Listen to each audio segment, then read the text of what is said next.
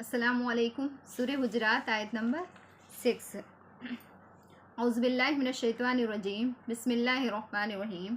या अय्युहल्लज़ीना आमनू इज़ा जाअकुम फ़ासिक़ुम बिनबइन फ़तबय्यनू।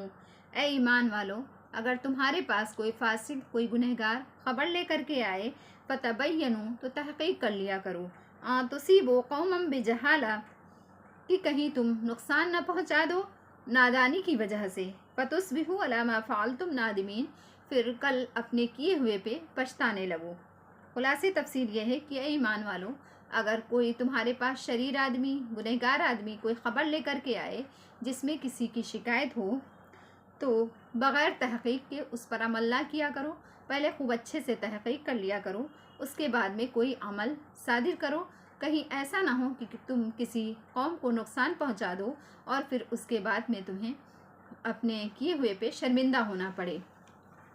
इस आयत का शान नुज़ूल इस तरह से है, कबीले बनी मुस्तलक़ के रईस हारिस रज़ियल्लाहु अन्हु एक मरतबा हुज़ूर सल्लल्लाहु अलैहि वसल्लम के पास तशरीफ़ ले गए।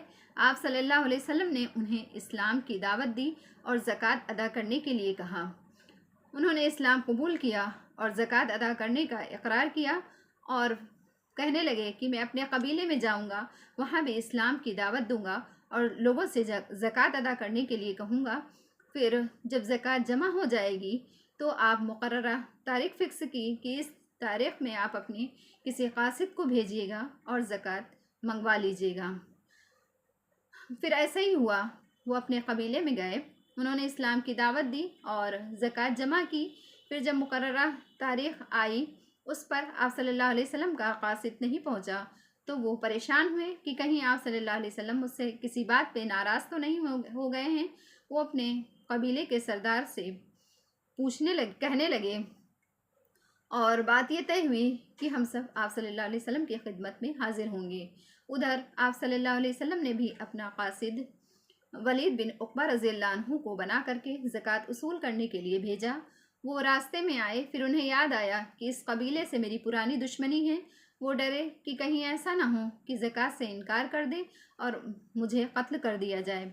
फिर वो इसी खौफ से आप सल्लल्लाहु अलैहि वसल्लम के पास वापस गए और वहाँ पर बोले कि उन्होंने ज़कात से इनकार कर दिया है और मेरे कत्ल का भी इरादा किया है। इस पर आप सल्लल्लाहु अलैहि वसल्लम बहुत सख्त नाराज़ हुए और खालिद बिन वलीद रज़ियल्लाहु अन्हु की सरकर्दगी में कुछ मुजाहिदीन आपके साथ रवाना किए और उधर इन लोगों ने भी इरादा किया था कि आप सल्लल्लाहु अलैहि वसल्लम के सामने हम लोग हाजिर खिदमत होंगे कि आखिर आपने अपना कासिद क्यों नहीं भेजा।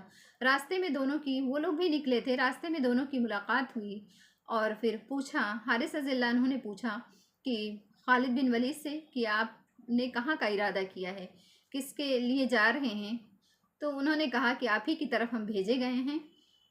फिर उन्होंने वजह पूछी तो उन्होंने बताया कि उक़बा बिन वलीद रज़ियल्लाहु अन्हु को आप सल्लल्लाहु अलैहि वसल्लम ने ज़कात के लिए भेजा था और उन्होंने ये बात कही है।